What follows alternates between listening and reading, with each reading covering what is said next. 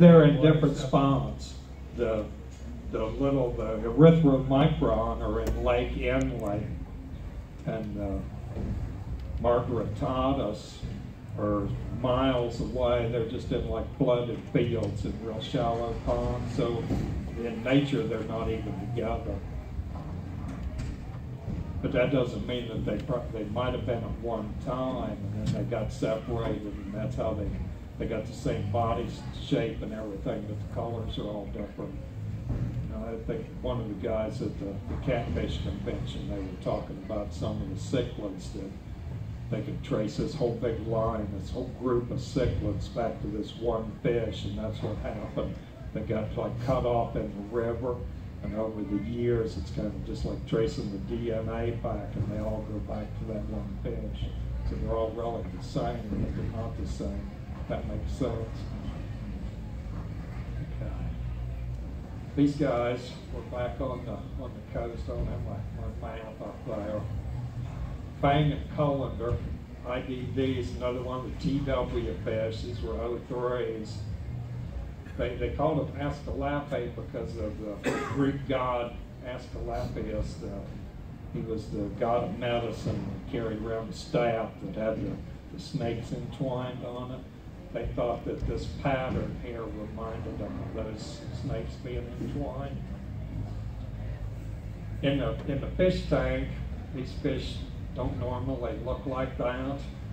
They kind of need sunlight. If you could, I know in my fish room it's an attached garage, and a lot of times in the spring, if I open the garage door early in the morning, the sun will shine in and everybody just pops. It's like, for some reason, that sunshine just brings out all these colors that tank lights do not.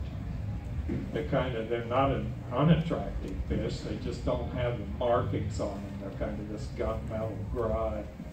They're another small fish. They're, I don't know, 1.25 inches, 1.5 inches. They breed in fairly standard Danio fashion to scatter eggs. At one time, it seemed like all the exporters were shipping them. You could get them a wet spot almost at any time. I haven't been looking for any fish lately, so I don't know what's on the wet spot list. I promised myself I won't buy any more fish until I work with the ones that I've already got. I think we've all done that, haven't we?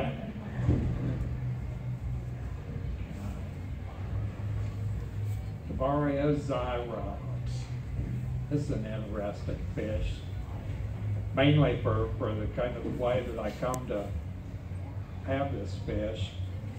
It come in through Ingo Seidel imports fish into his company in Germany, and there were 4 of these fish. They were a bycatch. I can't remember what fish it was that he was buying. These were just mixed in. Once they get old, they're just a gray, ugly fish. You know, they'll never be imported for sale. Dingo gets them. He doesn't want them. He gives them to Stefan. Stefan pans them off on me, and now I got them. I'm just tickled to death with them. You know, I might be the only person in this country that's got these fish. Even if they are ugly, they're my little ugly fish.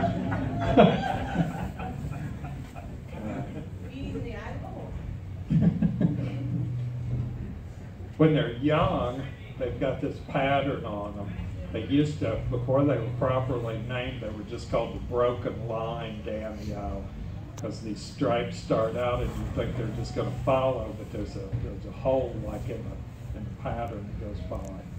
This fish here is starting to get older, and you can see the pattern is just kind of going away. It's just kind of turning gray. It's a big fish, about 4 inches.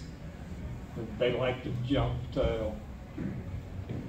I keep thinking I was lucky enough to get them to spawn. I've got about, I don't know, I think a little less than 2 dozen.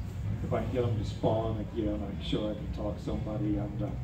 There's some Danio people out there that'd like to have them. And if for no other reason, just to keep, you know, somebody could say it's like the killifish guys. If you can keep them going, then you can refer, you know, somebody knows somebody else and this guy's got some.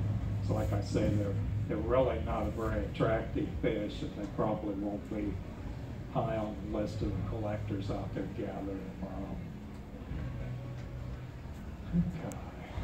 Barrio Sandha. We're still in the middle of the country here. These guys come from the shallow ponds up here at the Hope Pond. They're in the same area where Danio margaritatas are. If you wanted like a biotope tank, you could put these in with CPDs.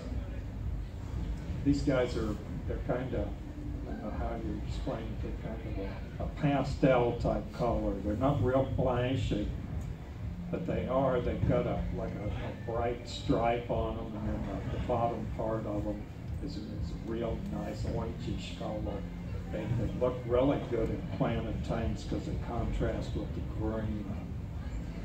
I got my fish, of all places. Mike Drade had some of these at the 2009 ACA convention down in Cincinnati.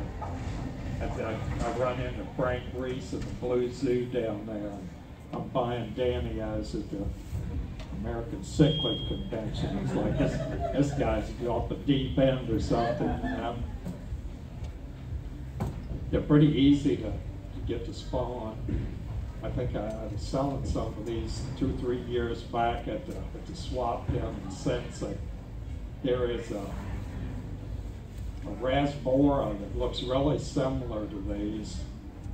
Back up here. See, they've got this spot behind their gill plate. That's the only way you can tell them apart. The Rasbora does not have this spot.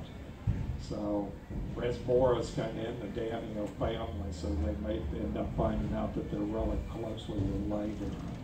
Right now, they're 2 completely separate fish.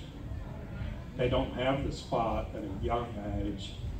They kind of almost sexually mature, about 3 months old by the time they develop the spot.